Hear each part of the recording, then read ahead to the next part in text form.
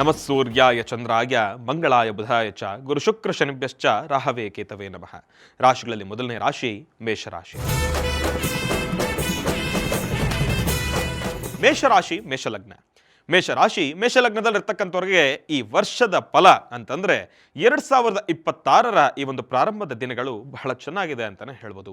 ತಾವಂದುಕೊಂಡಿರ್ತಕ್ಕಂಥ ಕೆಲಸಗಳನ್ನು ಬಹಳ ವಿಶೇಷವಾಗಿ ಕಾರ್ಯಸಿದ್ಧಿಯನ್ನು ಪಡಿಸ್ಕೊಳ್ತೀರಿ. ಹಾಕ್ತಕ್ಕಂಥ ಹೆಜ್ಜೆಯಲ್ಲಿ ಸಾಕಷ್ಟು ಯಶಸ್ಸನ್ನು ಸಿದ್ಧಿಪಡಿಸ್ಕೊಳ್ತೀರಿ. ಭಗವಂತನ ಸಂಪೂರ್ಣ ಕೃಪಾಶೀರ್ವಾದ ನಿಮಗಿದೆ. ಮೇಷರಾಶಿನಲ್ಲಿರ್ತಕ್ಕಂಥವ್ರು ತಾವು ಮಾಡ್ತಕ್ಕಂಥ ಪ್ರತಿಯೊಂದು ಕೆಲಸದಲ್ಲೂ ಕೂಡ ಸ್ವಲ್ಪ ತಾಳ್ಮೆ, ಸಹನೆ ಎಂಬತಕ್ಕಂಥದ್ದಿರಲಿ. ಅತಿಯಾದ ಆತ್ರ ಬೇಡ.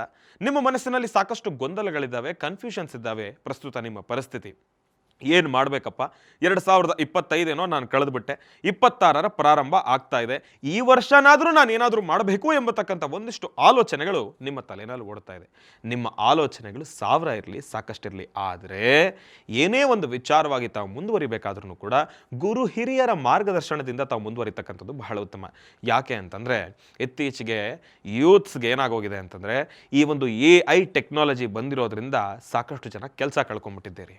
ಸಾಕಷ್ಟು ಕಂಪನಿಗಳಲ್ಲಿ IT ಕಂಪನಿನಲ್ಲಿ ಕೆಲಸ ಮಾಡ್ತಾ ಇರ್ತಕ್ಕಂಥ ಯುವಕರು ತಾವು ಕೆಲಸ ಕಳ್ಕೊಂಡ್ಬಿಟ್ಟಿದ್ದೀರಿ. ನಾನು ಬಹಳಷ್ಟು ವಿಚಾರಗಳನ್ನು ನೋಡ್ತಾ ಇದ್ದೇವೆ. ಸಾಕಷ್ಟು ಜನ ಹುಡುಗರು ನನ್ನ ಹತ್ರ ಬಂದು ಕಣ್ಣಲ್ಲಿ ನೀರು ಹಾಕ್ತಾ ಇದ್ದಾರೆ. ಗುರುಗಳೇ, ಕಷ್ಟಪಟ್ಟು ಓದಿಗೆ ತಕ್ಕನಾಗಿರ್ತಕ್ಕಂಥ ಕೆಲಸ ಸಿಗ್ತಾ ಇಲ್ಲ. ಮೊದಲು ಒಂದು ವಿಚಾರ ನಾನು ಹೇಳ್ತೀನಿ, ಎಲ್ರಿಗೂ ಕೂಡ ಗಮನದಲ್ಲಿರಲಿ. ನಾನು ಓದಿರ್ತಕ್ಕಂಥದ್ದನ್ನೇ ನಾನು ಕೆಲಸ ಮಾಡಬೇಕು ಅಂತ ಅಲ್ಲ. ಪ್ರತಿಯೊಬ್ಬ ಮನುಷ್ಯ ಇದನ್ನು ಅರ್ಥ ಮಾಡ್ಕೊಬೇಕು. ಎಷ್ಟೋ ಜನ ಯುವಕರು ಆ ಒಂದು ಅಂಧಕಾರದಲ್ಲಿ ಬದುಕ್ತಾ ಇದ್ದೀರಿ. ನಾನು ಇಂಜಿನಿಯರಿಂಗ್ ಓದಿದ್ದೀನಿ, ಇಂಜಿನಿಯರಿಂಗೇ ಮಾಡಬೇಕು. ನಾನು ಸಾಫ್ಟ್ವೇರ್ ಓದಿದ್ದೀನಿ, ಸಾಫ್ಟ್ವೇರೇ ಮಾಡಬೇಕು. ನಾನು ಸಿವಿಲ್ ಇಂಜಿನಿಯರಿಂಗ್ ಮಾಡಿದ್ದೀನಿ, ಸಿವಿಲ್ ಮನೆ ಕಟ್ಟಬೇಕು ನಾನು. ಅದಲ್ಲ. ಕಾಯಕವೇ ಕೈಲಾಸ, ಪಾಲಿಗೆ ಬಂದಿದ್ದು ಪಂಚಾಮೃತ. ಏನು ಬೇಕಾದರೂ ತಾವು ಮಾಡ್ಬೋದು, ಆದರೆ ಆಸಕ್ತಿ ಇರಬೇಕು. ನಾನು ಈ ಕೆಲಸ ಮಾಡ್ತೀನಿ, ಕಷ್ಟನೋ ಸುಖನೋ ನಾನು ಮಾಡ್ತೀನಿ ಎಂಬತಕ್ಕಂಥ ಒಂದು ಮನಸ್ಥಿತಿಯಿಂದ ತಾವು ಮುಂದುವರೆದ್ರೆ ಖಂಡಿತ ಒಳ್ಳೆಯದಾಗತ್ತೆ. ನಿಮ್ಮ ಮನಸ್ಸಿನಲ್ಲಿ ಒಂದು ನಂಬಿಕೆ ಇಟ್ಕೊಳ್ಳಿ. ಯಾರು ಏನಾನ ಹೇಳಿ ತಾವು ಮುಂದೆ ಬನ್ನಿ. ಅಂದ್ಕೊಂಡಿರೋ ಕೆಲಸ ಮಾಡಲಿಕ್ಕಾದರೂ ನೀವು ಮುಂದೆ ಬನ್ನಿ. ಏನಾದರೂ ಒಂದು ವಿಚಾರ ಪ್ರಾರಂಭ ಮಾಡಬೇಕಾ? ಮೇಷರಾಶಿನಲ್ಲಿರ್ತಕ್ಕಂಥವ್ರು ತಮ್ಮೆಲ್ಲರಿಗೂ ಕೂಡ ನಾನು ಹೇಳ್ತಾ ಇದ್ದೀನಿ, ಈ ವರ್ಷ ನಿಜಕ್ಕೂ ತುಂಬ ಚೆನ್ನಾಗಿದೆ. ತಾವು ಅಂದ್ಕೊಂಡಿರೋ ಕೆಲಸ ಖಂಡಿತ ಕಾರ್ಯಸಿದ್ಧಿಪಡಿಸ್ಕೊಳ್ತೀರಿ. ಬಿಸ್ನೆಸ್ ಸ್ಟಾರ್ಟ್ ಮಾಡಬೇಕು ಅಂತಂದರೆ ಪ್ರತಿಯೊಬ್ಬರು ಮನೆಯಲ್ಲೂ ಕೂಡ ತಂದೆ ತಾಯಿಗಳು ಹಿಂದೆ ಟಾಕೆ ಹಾಕ್ತಾರೆ. ಅಯ್ಯೋ, ಹಣಕಾಸು ಕಳೆದು ಬಿಡ್ತಾನಪ್ಪ, ಹಾಗೆ ಹೀಗೆ. ಯಾವುದು ತಲೆ ಕೆಡಿಸ್ಕೊಂಬೇಡಿ. ಭಗವಂತ ಇದ್ದಾನೆ, ನೋಡ್ಕೊಳ್ತಾನೆ. ₹1 ಲಾಸ್ ಆದರೂ ಮುಂದಕ್ಕೆ ಭಗವಂತ ಸಕ್ಸಸ್ ಮಾಡೇ ಮಾಡ್ತಾನೆ. ತಾವು ಮುಂದೆ ಬನ್ನಿ. ಓದಿದ್ದನ್ನು ಮಾತ್ರ ನಾನು ದಬ್ಬಾಕ್ತೀನಿ ಅಂತಂದರೆ ಅದು ತಪ್ಪಾಗತ್ತೆ. ಏನು ಕೆಲಸ ಸಿಗುತ್ತೋ ಮಾಡಿ, ಖಂಡಿತ ಒಳ್ಳೆಯದಾಗತ್ತೆ. ಮೇಷರಾಶಿನಲ್ಲಿರ್ತಕ್ಕಂಥ ವಿದ್ಯಾರ್ಥಿಗಳು ತಾವು ಈಗಾಗಲೇ ಕಳೆದ ವರ್ಷ ಸಾಕಷ್ಟು ನೋವನ್ನು ಅನುಭವಿಸಿದ್ದೀರಿ. ವಿದ್ಯಾರ್ಥಿಗಳು ತಮಗೂ ಕೂಡ ಒಳ್ಳೆಯದಾಗತ್ತೆ.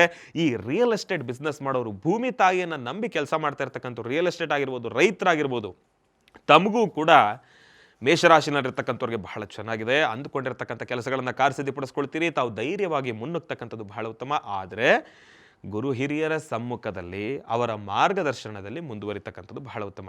ಅದರಲ್ಲೂ ಯೂತ್ಸ್ಗೆ ತಮ್ಮೆಲ್ಲರಿಗೂ ಕೂಡ ಒಂದು ವಿಚಾರ ಹೇಳ್ತೇನೆ.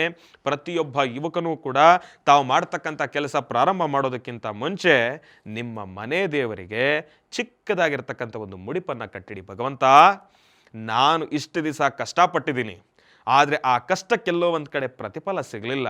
ಕಷ್ಟಪಟ್ಟು ಓದಿದೆ, ಆದರೆ ಇವಾಗ ಅದೆಲ್ಲ ಪಕ್ಕದಲ್ಲಿಟ್ಟು ಸ್ವಂತವಾಗಿರ್ತಕ್ಕಂಥ ನಿರ್ಣಯದಿಂದ ನಾನು ಮುಂದೆ ಹೋಗ್ತಾ ಇದ್ದೀನಿ. ಇದಕ್ಕೆ ನಿನ್ನ ಅನುಗ್ರಹ ಬೇಕಪ್ಪ ಅಂತೇಳಿ ಮನೆ ದೇವರಲ್ಲಿ ಚಿಕ್ಕದಾಗಿ ಒಂದು ಮುಡುಪನ್ನು ಕಟ್ಟಿಟ್ಟು, ಒಂದು ₹11 ನಾಣ್ಯನ ಅರಿಶಿಣದ ಬಟ್ಟೆನಲ್ಲಿ ಕಟ್ಟಿಟ್ಬಿಟ್ಟು ಮನೆ ದೇವರಲ್ಲಿ ಸಂಕಲ್ಪವನ್ನು ಮಾಡಿ ತಾವು ಮುಂದೆ ಹೆಜ್ಜೆ ಹಾಕಿ, ಖಂಡಿತ ಭಗವಂತ ನಿಮ್ಮ ಕೈ ಬಿಡೋದಿಲ್ಲ. ಅಂದುಕೊಂಡಿರ್ತಕ್ಕಂಥ ಕೆಲಸವನ್ನು ಖಂಡಿತ ಕಾರ್ಯಸಿದ್ಧಿಪಡಿಸ್ಕೊಳ್ತೀರಿ. ಮೇಷರಾಶಿನಲ್ಲಿರ್ತಕ್ಕಂಥವ್ರು ತಮಗೆ ಒಳ್ಳೆಯದಾಗಲಿ, ಶುಭವಾಗಲಿ.